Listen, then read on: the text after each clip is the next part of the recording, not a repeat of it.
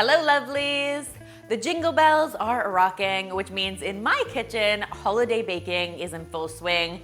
And if you're looking for an easy but impressive dessert to absolutely wow your family this year, I highly recommend giving these incredible puff pastry Nutella donuts a try.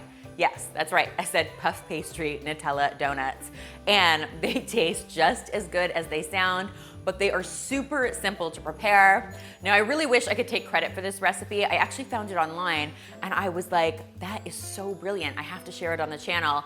I've linked the original recipe in the description box below so you can see the original inspiration.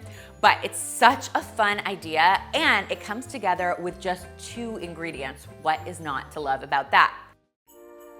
Now to get started, I'm going to be working with some frozen puff pastry. If you've never seen it before, you can usually find it in the freezer aisle at your supermarket. You always want to work with puff pastry when it's nice and cold from the refrigerator, but of course you still want it to be pliable enough to work with.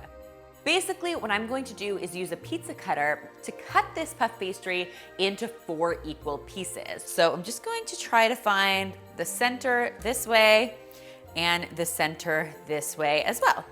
Now I'm going to get one of my sections of dough down on my board, and what I want to do is to create almost little tassels using a paring knife. So I'm just going to cut little slits into the bottom of my puff pastry, about 1 inch to 1.5 inches up towards the center, and about 1/2 inch wide. As soon as I've got all of my cuts made, I'm gonna go ahead and spread on my Nutella.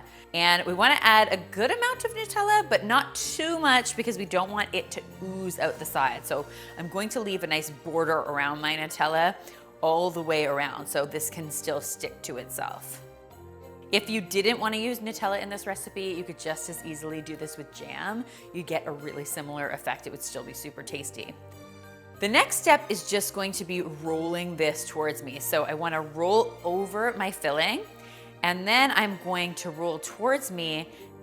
And at this point, you'll see I've got a nice tube created. And basically what I want to do is just bring the 2 ends of that tube together so they connect, and I've created a bit of a donut shape. Yes, I know, it's super pretty, right? Because those little tassels that we cut in the beginning basically fan out to create this really beautiful effect on our donut. And then I'm going to really gently transfer this over to a parchment-lined baking sheet and work on the rest of my Nutella donuts.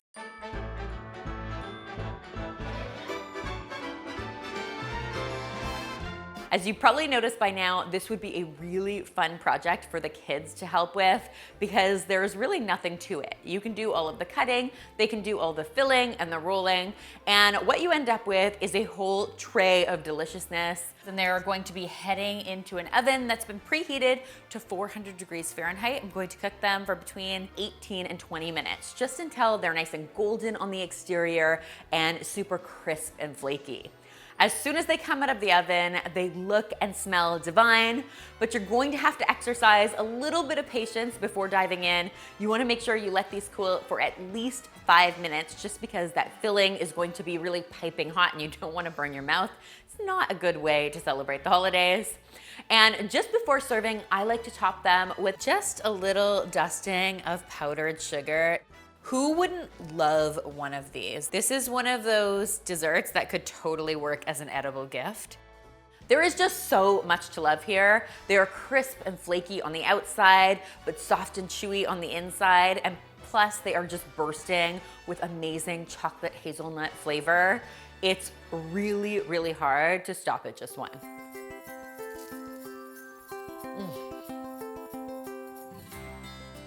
Guys, I really hope you'll give this tastiness a try for yourselves. And if you do, don't forget to tweet me, Instagram me, or Facebook me a photo because you know how much I love seeing your kitchen creations. Remember, the full recipe is linked in the description box below. And finally, if you haven't already, be sure to subscribe because there is lots more holiday deliciousness where this came from.